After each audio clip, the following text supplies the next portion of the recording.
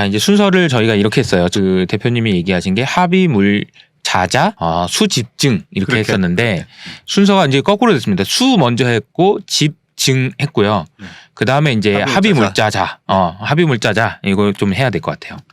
계속 짚어드릴게요. 투자 계약을 했어요. 네. 그리고 난 리스크 테이킹을 했어. 자본 공급을 하고 회사는 나에게 대해서 프로스펙투스에 나와 있는 또 매일매일 그 리스크에 상응하는 보상을 해야 하는 의무가 있어요. 의무가 있어요. 계약상 의무가 있어요. 이걸 부정할 수 없어요. 그런데 그 의무가 위반되는 패턴 두 개가 있어요. 하나는 무능한 경우가 있고 하나는 배신한 경우가 있어요. 네네. 무능한 경우는 리스크 테이킹 범위 안에 있기 때문에 원금 손실을 보되 이사를 개편하는 거예요. 잘리는 거죠. 잘리고 새로운 유능한 교체를 이사로 교체를 해요. 배신한 경우는 소송을 하는 경우. 지금 우리 자본시장에서 LG화학이 물적 분할이라든지 이런 한국조선해양의 물적 분할, 뭐 현대중공업 동상장이라든지 이렇게 벌어지는 문제들은 무능해서 벌어지는 게 아니고 배신한 거예요. 남들이 하니까 그냥 한 거 아니에요? 그렇죠. 배신을 했는데 그것이 너무 오랫동안 관행이 되었어서 이게 배신이라는 것도 모르고 있어. 맞아. 배신을 하는 데 있어서 보통 최근에 이제 자본 거래라는 자본 거래를 통해서 배신 행위가 일어나요. 그 배신 행위라는 것이 대주주와 소수주주 간의 이해 충돌이 있었을 때 대주주의 이익을 위해서 일반 주주들의 이익을 침해하는 것. 대주주가 일반 주주의 이익을 뺏어가는. 그래서 일반 주주 이익을 뺏어서 대주주에게 넘겨주는. LG화학 같은 건 LG화학의 일반 주주의 이익을 뺏어서 LG라는 주 LG에 넘겨준 거예요. 더 정확하게는 LG의 대주주지. 그렇죠. 이렇게 되는 것이 자본 거래인데 합의물자 자가 바로 그 자본 거래에서 일어나는 5가지 유형의 배신 행위예요. 5가지. 그러니까 그 자본 거래라는 것이 어쨌든 뭔가 기업을 사거나 합치거나 쪼개거나 그렇죠. 바꾸거나 뭐 이런 거 할 때, 그죠? 그렇죠. 그런 거 할 때 돈이 오고 가니까 이제 자본 거래라고 얘기를 하는데 그 거래를 하는 과정에서 있었을 때 문제가 되는 5가지다. 그렇죠. 5가지 유형이다. 제일 먼저 첫 번째가 합병. 자본 거래에서 가장 많이 나오는 게 합병. 얼마 전에도 막 합병 많이 하죠. 합병 마이크로소프트가 많이 블리자드 인수 합병하고 뭐 그렇죠. 등등. 그런 거죠. 그런 데 있어서 합병을 하게 되면은 두 합병 기업 간의 합병 비율이 있잖아요. 그게 이제 밸류에이션이고 그것을 어느 정도로 비율을 결정하느냐 그 기준에 있어서 양 기업 간에 아주 첨예한 이 반대 이해관계 있잖아. 서로가 좋은 조건으로 합병하려고 할 거 아니에요. 그게 저는 결혼하는 거랑 똑같은 것 같아요. 똑같아요. 결혼할 때도 뭔가 아쉬움, 뭔가 우리 집이 더 잘 살고 우리 아들이 더 잘났고 이런 거랑 비슷한 것 같아. 부모 입장에서 그죠. 당사자 사랑해서 결혼하는 사랑해서 결혼하지만 아들이 회사 합친다는데 아니 얘들이 꼭 합해야겠냐? 그러면서 아니 그리고 이거는 가격을 왜 이렇게 높게 본 거고 쟤만 이렇게 이런 거 얼마나 많겠어. 뭐 섭섭하고 갈등하고 이렇게 하는 거잖아요. 똑같거든요. 그래서 이사회는 조금이라도 자신의 그 회사의 가격을 높게 받으려고 노력해야 되고 그 노력하는 것이 주주 이익을 지키는 그 수단이고 그래서 합병 비율을 어떻게 하냐면은 공정 가치대로 그래서 이사회가 합병 비율을 서로 합의가 하게 되면은 이사회의 상방이 이제 합의가 되잖아요. 그러면은 A 회사, B 회사 했을 때 각각 회사는 각각의 주주에 대해서 왜 이 합병비를 받아들였는지에 대해서 입증할 수 있어야 돼요. 소송을 붙으면 돼요. 소송 붙었을 때 입증할 수 있어야 돼요. 아까 말씀드렸다시피 이것이 최선의 밸류에이션이다 라는 것에 대해서 한 2군데 정도 뭐 PwC, 딜로이트 이런 데서 그 밸류에이션 리포트도 받아야 되고 합병을 했을 때 어떤 시너지가 효과인지 경영 전략 리포트 2가지가 있어야 돼요. 밸류에이션 리포트와 경영 전략 리포트 2가지가 있어야 돼요. 반드시 있어야 돼요. 그것도 한 개만 해서 되는 게 아니라 그래야지 최선을 다했다는 이해 충돌 상황에서 최선을 다했다는 입증이 되는 거예요. 네. 근데 한국은 그냥 시장가를 결정해요. 그러니까 이게 우리가 보면은 시장 가격과 공정 가격 이렇게 얘기했을 때 시장 가격은 뭐고 공정가는 또 뭔가 이런 생각이 들거든요. 바로 여기서 이제 제가 말씀을 드리고 싶은 게 기본적인 개념으로 기업 가치가 있고 내재 가치가 있고 내재 가치, 주주 가치가 있어요. 이것이 뭔지를 밸류에이션 모델에서 나오는 이게 기본적으로 뭔지를 좀 검토를 할 필요가 있어요. 짧게 말씀드릴게요. 내재 가치라는 거는 그러니까 기업 가치라는 거는 기업이 갖고 있는 그 자산의 가치거든요. 자산 가치. 인적 물적 임직원. 그러니까 기업이라는 것이 임직원과 주주와 경영진이 결합된 조직이잖아요. 그래서 인적 물적 조직의 가치를 어떻게 여러 가지 밸류에이션 방법이 지금 보통 디스카운티드 캐시플로우라고 하는 DCF를 많이 쓰잖아요. 이 디스카운트는 뭐냐면은 돈을 벌었을 때 다 이제 앞에 떼주는 사람 다 떼주고 예를 들어 협력업체에 먼저 돈을 떼주잖아요. 네. 그게 매출 원가. 네. 임직원에게 주는 돈 이게 판관비. 그리고 채권자에게 주는 이자 떼고 나라에게 주는 세금 떼고 앞에 다 떼주고 남는 게 배당 가능이익. 재무 이론적으로는 프리 캐시플로우, 잉여 현금 흐름이라고 하는 거잖아요. 남는 돈. 이게 주주 몫이라는 거거든요. 그래서 이 배당 가능 이익 또는 프리 캐시플로우로 가는 지금부터 이제 배당 가능 이익이라고 말씀드릴게요. 네. 배당 가능 이익의 총합이에요. 지금까지 쌓여 있는 배당 가능 이익과 지금 올해 벌고 있는 배당 가능 이익과 미래 벌 것을 이거를 다 합친 것이 기업 가치예요. 기업 가치. 그래서 기업 가치를 밸류에이션 모델 중에서 이런 배당 가능 이익을 갖고 밸류에이션 하는 것을 내재 가치라고 내재 intrinsic value라고 해서 내재되어 있는 가치. 그렇죠. 이 회사의 인적인 물적인 거 다 해가지고 니네들이 주지고 볶고 자업하고 장사해가지고 돈 벌고 할 거를 다 현재 가치로 땡겨 보면 이 정도의 가치는 있는 것 같다라고 하는 것이 내재 가치인 것이고 그 내재 가치의 대상이 뭐냐면은 배당 가능 이익이라는 거예요.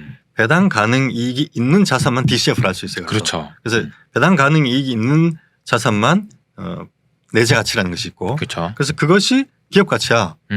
거버넌스 리스크가 없으면은 그 기업 가치가 곧 배당 가능 이익이기 때문에 배당 가능 이익이 곧 주주 가치예요. 왜냐하면 그 배당 가능 이익에 대해서 회사의 산에 유보되어 있다 하더라도 주주가 결과적으로는 지분 비율대로 이것을 소유하고 있다는 그 관념이 있고 재투자가 된다 하더라도 주주를 위해서 재투자되는 것이고 알아서 잘하겠지. 그렇죠. 유보되어 있는 것도 마찬가지로 재투자를 위한 재원을 쓰기 위해서 유보되어 있는 것이지 주주에게 안 주려고 유보되어 있는 게 아니기 때문에. 설마. 그렇죠. 그런 거. 그런데 그래서 이 유보되어 있는 배당 가능 이익이 네. 온전히 주주 전체의 것이다라는 것을 파이프라인이에요. 그게 거버넌스예요. 이 거버넌스가 공정하면은 회사에 유보되어 있는 배당 가능 이익이 전부 주주 이익이 되기 때문에 당연히 연결이 돼 있어야 되죠. 파이프라인 쫙 깔끔하게. 그래서 이 거버넌스의 프로토콜, 주주 보상, 인센티브 보상 구조, 경영진과 주주 간의 보상 구조, 이 구조가 공정한지를 보고 공정하다. 그러면 경영진이 주주 환원을 안 할 이유가 없다라고 인정을 하면은 어떻게 되냐면은 회사 유보되어 있는 이 배당 가능 이익의 100이다. 그러면 이제 이 100이 회사 기업 가치 되는 거잖아요. 네. 이 100을 전부 주주 가치로 인정해요. 주식 가치로. 거버넌스가 좋아야 그게 가능한 거구나. 거버넌스가 공정하면. 네. 공정하면 산에 유보되어 있는 배당 가능 이익 100 전부를 주주 가치로 그대로 밸류에이션에 반영을 해요. 그래서 기업 가치와 내재 가치와 주주 가치가 일치해요. 이게 거버넌스가 공정한 경우에. 그런데 거버넌스가 리스크가 있고 거버넌스가 파괴되어 있으면은 사내에 유보되어 있는 동안에는 그 유보된 배당 가능 이익이 주주 것으로 인정되지 않아요. 넘어와야 인정되는 거야. 안 넘어오면은 믿을 수가 없는 거지. 넘어올지 안 넘어올지 모른다는 거야. 과거에 그랬으니까 저 돈도 내 돈 아니겠지 뭐 이렇게 생각하는 그렇게 되는 거죠.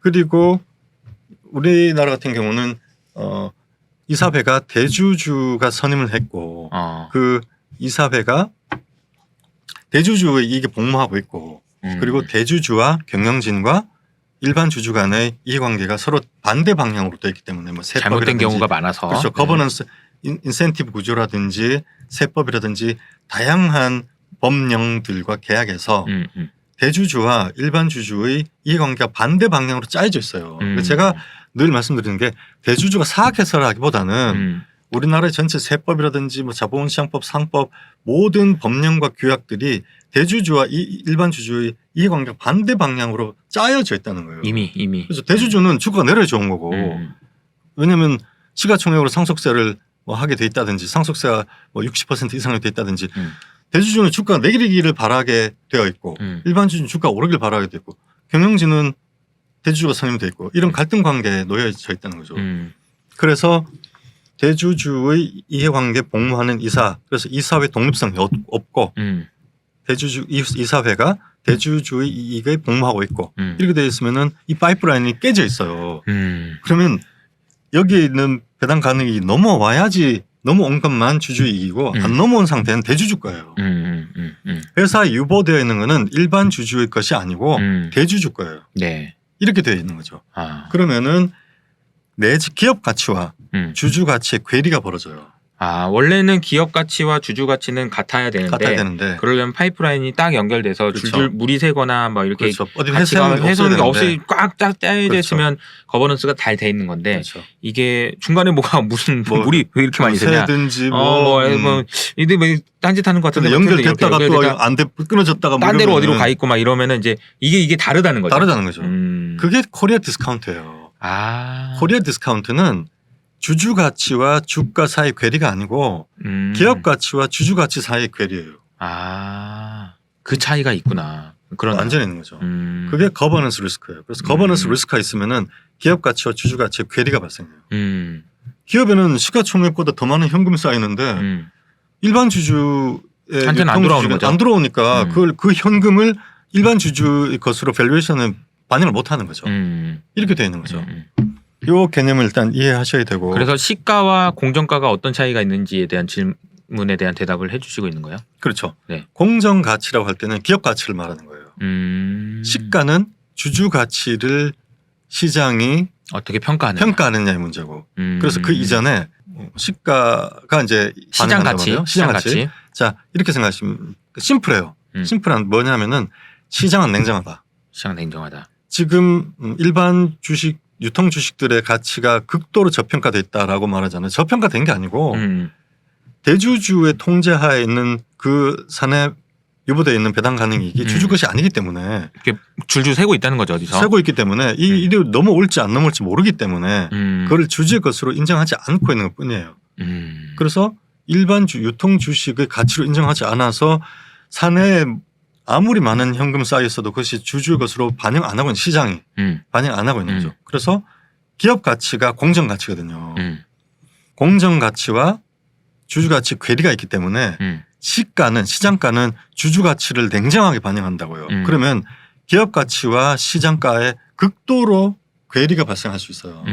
그리고 뭐 삼성물산 같은 경우는 이번에 이제 제일모직과 합병하면서 뭐 소송하면서 또 나오고 했었지만 약간 의도적으로 합병 비율을 조작한 흔적도 있고 그리고 얼마든지 실적을 합법적으로 회계 실적을 만져서 실적을 일시적으로 뭐 감액시키기도 하고 하면은 주가를 내릴 수도 있단 말이에요.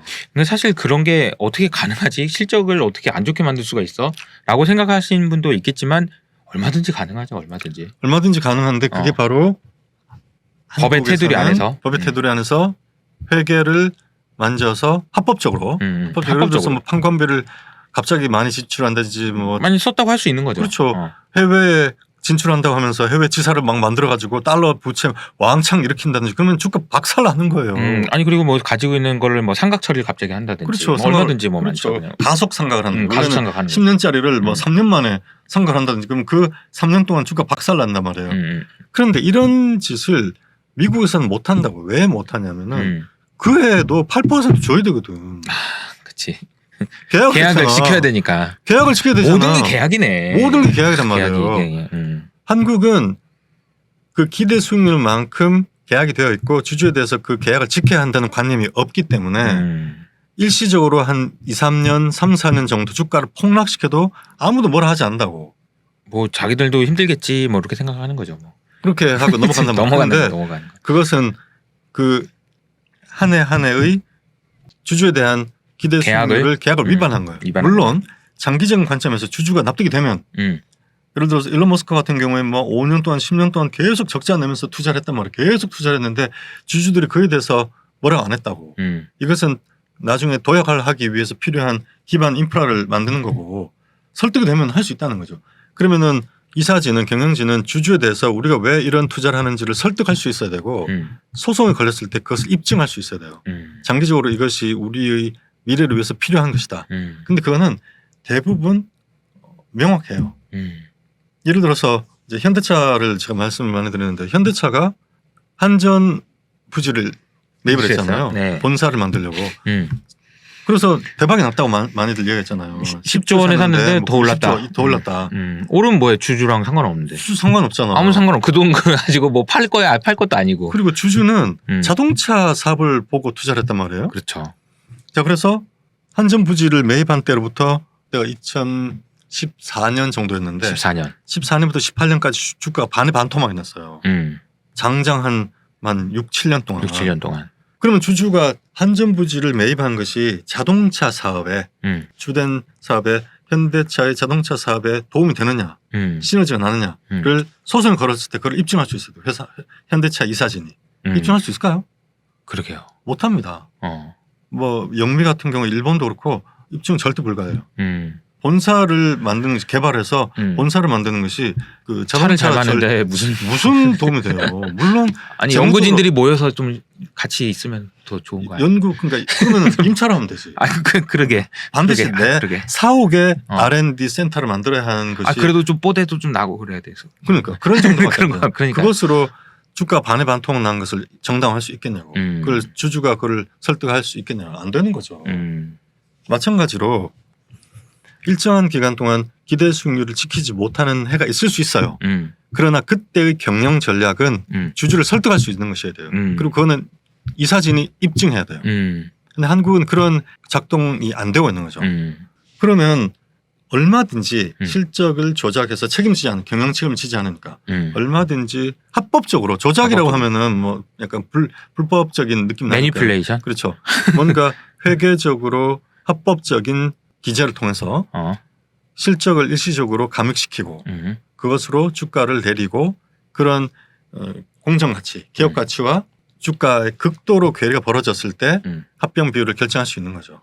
한국은 이제 그렇게 하고 있고 그것이 이제 주주가 아니고 오너 혹은 소유 대주주의 이익이 되도록 주가를 약간 인위적으로 합법적으로 합법적이지만 인위적으로 맞는지 모르겠네요 표현이. 근데 어쨌든 그 시가와 공정 가격이 좀 달라질 수 있다. 그런데 해외 같은 경우는 공정가로 하는데 그렇죠. 공정가 우리는 시가로 합병을 하기 때문에 생기는 여러 가지 문제점들이 그동안 있었다. 그렇죠. 거죠. 그게 바로 거버넌스 리스크가 만들어지도록 법령이 그렇게 돼 있는 거죠. 그러니까 공정 가치로 돼 있으면은 그런 회계를 뭐 만지려고 하는 요인이 없어질 거 아니에요. 근데 주가를 뭐 주가가 올랐으면 좋겠다 빠졌으면 좋겠다 자체가 없는 거지. 나는 그냥 그대로 공정가로 평가받을 텐데 어차피 결혼할 때. 매제 가치를 하면은 보통 5년 이상의 DCF를 하니까 또 현대차 같은 한 8년 정도 DCF를 하니까 1, 2년 정도 실적을 뭐 감익을 하든지 이렇게 해도 10년짜리 DCF를 하면 거의 영향이 없어요. 그렇지. 그렇기 때문에 공정 가치로 결정을 하고 소송을 걸리면은 회사는 왜 이 합병 비율을 결정했는지 대해서 입증을 할 수 있도록 만들면 돼요. 그러면은 거버넌스가 공정해지는 거지. 한국은 그냥 시장가로 결정하게 법이 만들어져요. 자본시장법 시행령이 그렇게 돼 있고 소송이 붙으면은 나는 법대로 했다라고 면책 주장을 하고 있고 실제로 일성신약하고 삼성물산하고 소송 걸렸을 때 그렇게 주장했죠. 맞아. 나는 법대로 했다. 내가 뭘 잘못했냐 이렇게 주장했죠. 법대로 했다. 그렇죠. 법대로 했을 뿐이다. 그래서 결국은 또 투자 계약 책임의 문제로 들어가요. 만약에 투자 계약이 있다는 걸 투자 계약을 했다는 것을 서로 알고 있고 그래서 그 투자 계약상의 주주 이익을 보호해야 할 의무가 있다는 것을 인지하고 있으면은 그런 식으로 인위적으로 막 2, 3년씩 3, 4년씩 회계를 뭐 만진다든지 이렇게 해서 실적을 훼손시키는 요인이 없어지죠. 굳이 그렇게 안 해도 되는 거죠. 예를 들어서 미국 같은 경우는 5년 동안 그렇게 주가가 폭락을 하거나 그러면 그냥 그 다음 해 바뀌는 거예요. 경영진이 바뀌어요. 자동적으로 바뀌는 그냥 나가는 거야 그냥. 그게 너무 바뀌는 게 문제가 된다라는 얘기도 있지만 어쨌든 어쩔 수 없는 책임을 지는 거니까. 그렇죠. 권한과 책임. 그렇죠. 그렇지 않으면은 그런 권한과 책임에 관한 그 작동이 공정하게 이루어지도록 하지 않으면은 유능한 사람이 그 자리에 오르기가 어려워져요. 그러니까 어쩔 수 없이 그거는 그 사회가 감당해야 되는 리스크죠. 알겠습니다. 그리고 합병을 할 때는 그러면 시가가 아니고 공정 가격으로 해야 된다는 측면이 있고 그리고 의는 뭐죠? 공개 매수제도. 의무 공개 매수제도. 그래서 자본 거래에 합병 있고 그다음에 인수. 인수합병. 그렇죠. 인수합병. 인수가 경영권 최대 지분을 인수할 경우에 경영권을 넘겨받는 지분을 인수하는 경우에 네네. 미국과 유럽의 경우는 같은 가격으로 대주주의 지분과 같은 가격으로 나머지 주주들도 똑같은 가격으로 매수해야 될 의무가 있어요.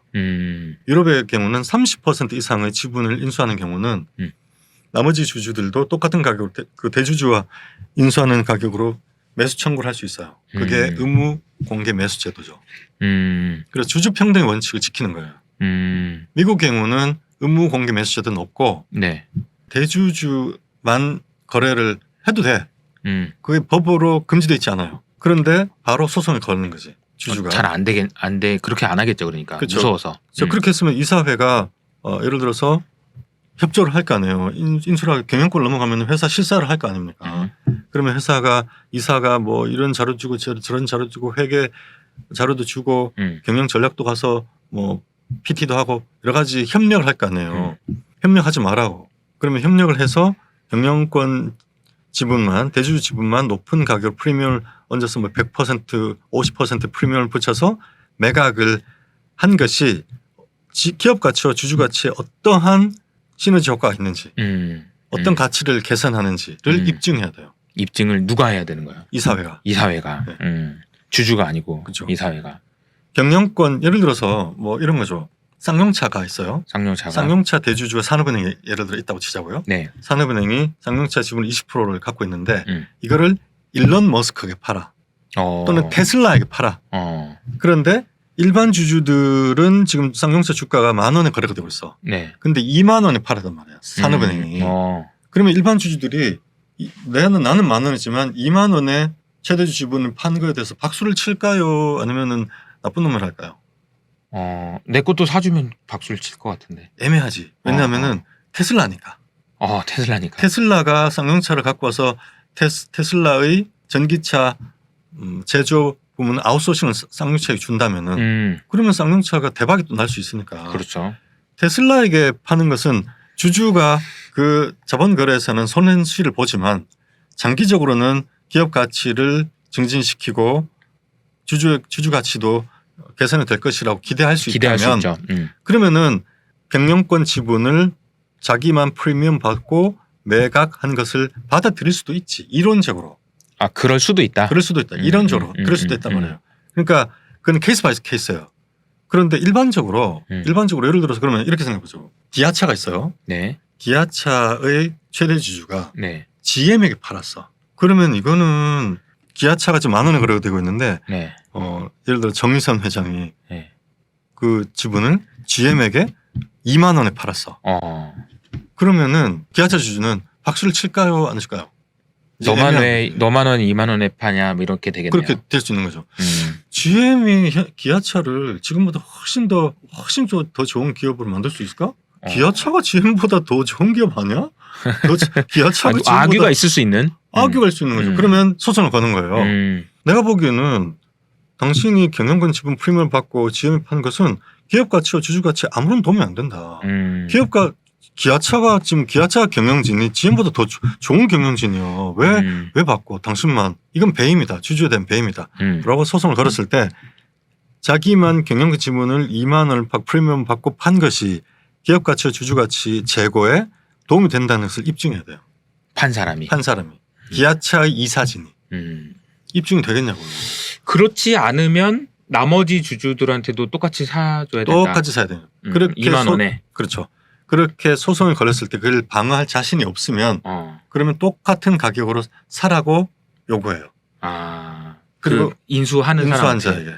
그리고 텐더 오퍼라고 해서 이제 테이크 오버 비드라고 해서 거꾸로 이렇게 되는 거죠. GM이 만약에 기아차의 경영권 지분을 사고 싶으면은 GM이 기아차 이사회에 테이크 오버 비드를 제출해요. 텐더 오퍼를 해요. 우호적 인수합병이라고 하는데 내가 기아차를 사고 싶다라고 뭐 20,000원을 사고 싶다라고 테이크 오버 비드를 해요. 신청을 해. 그럼 기아차 이사회가 보고 20,000원은 적정한 것 같다.